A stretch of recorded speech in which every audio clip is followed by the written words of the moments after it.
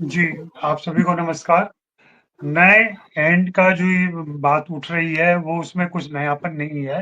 ये आप देख चुके हैं, हम देख चुके हैं। दिक्कत ये है कि वो फ़िल्म हेरिटेज फाउंडेशन वाले उसको रीमास्टर करके, उसकी कलरिंग करके और नई कॉपी लेके आ रहे हैं।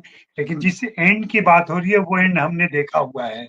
90s में वो एंड आ गया था, जहाँ संजीव कुमार खुद गब्बर सिंह को मारते हैं। 75 में जब फ़िल्म बनी थी, उस समय उस एंड को हटा दिया गया था और नया एंड उस समय किया गया था, जहाँ वे पुलिस को हैंड ओवर कर देते हैं, गब्बर सिंह को। ये एंड था 75 में। लेकिन जब हमने फ़िल्म देखी 90s में, बाद में टीवी पर और सब जगह, और हितेंद्र जी ने तो 50 बार देखी है, उनको याद होगा कि मोजरी पहने हुए जो संजीव कुमार हैं, जिसमें कीलें ठुकी हुई हैं उनके सोल में, और जिससे वो दबाते हैं उसको, गब्बर सिंह को, ये वाला सीन हमने देखा है। लेकिन चूंकि वो हाईलाइट कर रहे हैं कि ये वही सीन है जो शूट किया गया था और उस ढंग से प्रचार कर दिया गया है उसका। तो मेरे हिसाब से नयापन इसमें यही है कि जैसे वो बाकी फिल्मों की रिमास्टरिंग करते हैं और नया कलरिंग होता है और नए स्कोप में लाया जाता है, वो नयापन है जरूर। लेकिन एक सवाल ये भी उठता है कि इतना सब कुछ जब वो करते हैं, तो इस फिल्म को भारत में क्यों नहीं दिखाते हैं पहली बार? वो विदेश दिखाने के लिए क्यों चले जाते हैं? भाई सब कुछ कर लिया आपने, तो भारत के किसी फेस्टिवल में दिखा दो ना, रीगल में दिखा दो, यहाँ पर दिल्ली ले जाके दिखा दो। तो उसके पीछे जो उनकी मंशा है फिल्म फाउंडेशन का, और वो जो पूरा खेल है, वो खेल उनका चलता रहता है। और एक हाइप क्रिएट किया है उन्होंने शोले को लेकर के। वैसे 50 साल हुए इसमें, नो डाउट। 50 साल से ये फिल्म पॉपुलर है। और 75 एक ऐसा साल है ना कि हमें शोले की जरूर बात करनी चाहिए। शोले का बिजनेस उस साल का सबसे बड़ा बिजनेस था, 3 करोड़ का बिजनेस किया था उसने, 30 करोड़ का बिजनेस, जो कि अपने आप में बहुत कमाल का बिजनेस था। लेकिन दूसरी फिल्में भी जो आई थी उसी साल 75, सिर्फ मैं नाम ले लूंगा उनको, अब बाद में चर्चा में लाए ना लाए ये आपकी मर्जी है। लेकिन उन फिल्मों को 75 में ही रिलीज हुई, जिनके भी 50 साल हो रहे हैं, उनको बिल्कुल इग्नोर नहीं किया जाना चाहिए। जिनमें से जय संतोषी माँ भी है, सन्यासी है, दीवार जैसी फिल्म है, चुपके चुपके जैसी एक कॉमेडी फिल्म है, मौसम है, खुशबू है, आंधी जैसी फिल्म है। ये सारी फिल्में 75 में आती हैं। छोटी सी बात है, जो कि बहुत ही अमोल पालेकर की एक छोटी सी फिल्म थी, लेकिन उसने भी उस जमाने में 2 करोड़ से ज्यादा का बिजनेस किया था। तो शोले सारे चर्चाओं को अपनी तरफ ले जाती है, खींच के ले जाती है। बड़ी फिल्म है, उसकी चर्चा भी अधिक होती है, ये सही बात है। शोले के साथ जुड़ी हुई अनेक बातें हैं। सबसे बड़ी बात की ये बड़ी लागत की फिल्म थी, 1 करोड़ की लागत की फिल्म थी, लेकिन ये 3 करोड़ में बनी film.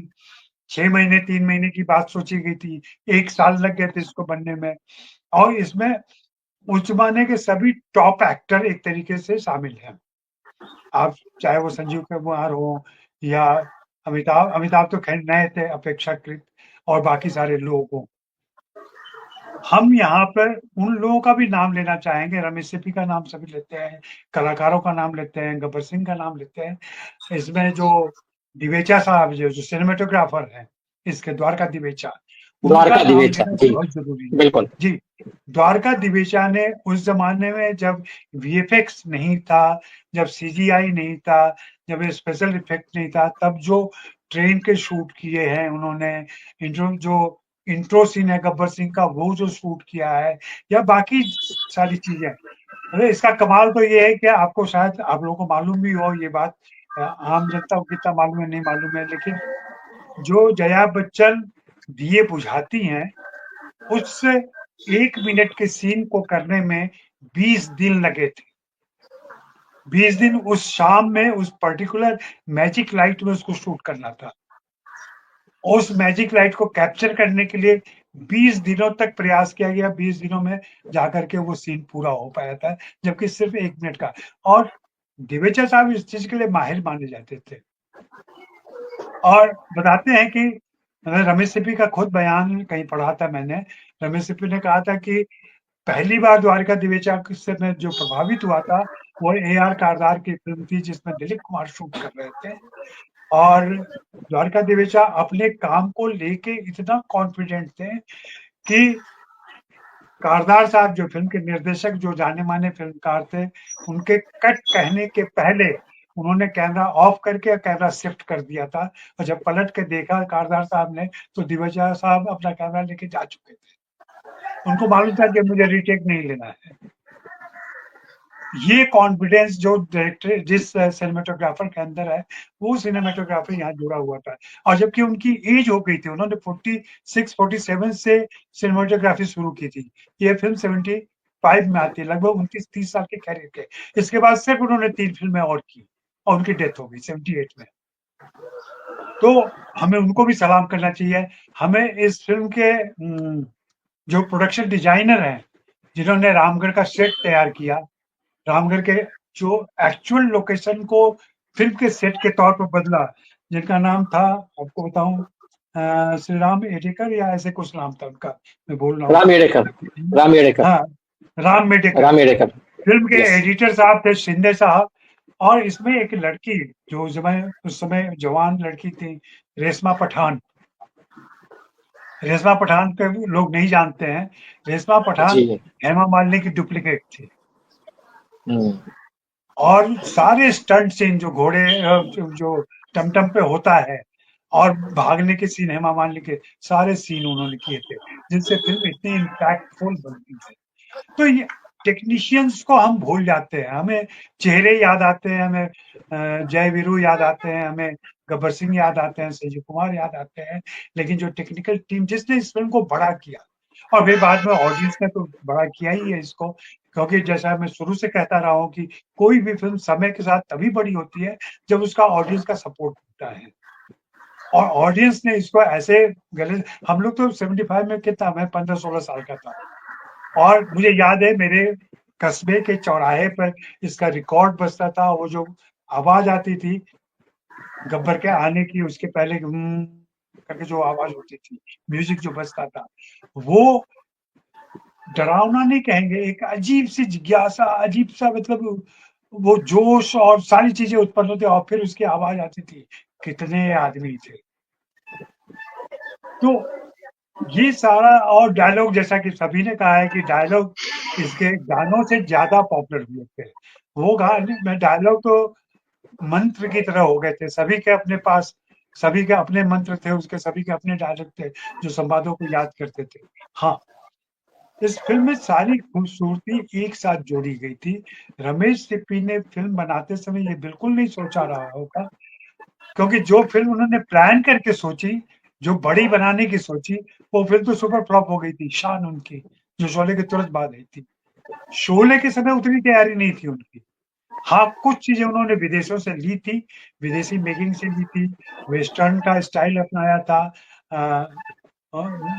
Once upon a time in west करके जो फिल्म है उसका इंट्रो सीन ले लिया था, या और भी जो सेवन समुराई का भी कहा जाता है, कुरोसावा की सेवन समुराई का भी असर कहा जाता है। सेवन समुराई से भी लिया था। तो ये सारी चीजें उन्होंने लेती ली हैं, और उसको इनकॉर्पोरेट जी। किया है इंडियन मिलियू के हिसाब से। लेकिन अभी हाल ही में मैं सुन रहा था इसी फिल्म को लेकर के, जब आपका विषय आया, तो फिल्म के 40 साल पूरे होने पर रमेश सिप्पी ने जो बातें बताई हैं और जो कहा है, और उनको भी यकीन नहीं था कि ये फिल्म 40 साल सरवाइव कर जाएगी। आज तो 50 साल हो गए, 10 साल और निकल गए, और रमेश सिप्पी अभी है। रमेश सिप्पी फिर दोबारा वो जादू क्रिएट नहीं कर सके, तो ऐसा नहीं कहेंगे कि डायरेक्टर में वो खूबी थी जिससे ये जादू बना।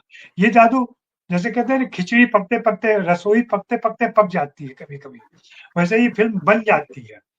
शोले बन गई थी, और बन जाने के बाद से दर्शकों का प्यार, हम सभी जानते हैं कि क्रिटिक, हमारी बिरादरी ने इसको रिजेक्ट कर दिया था।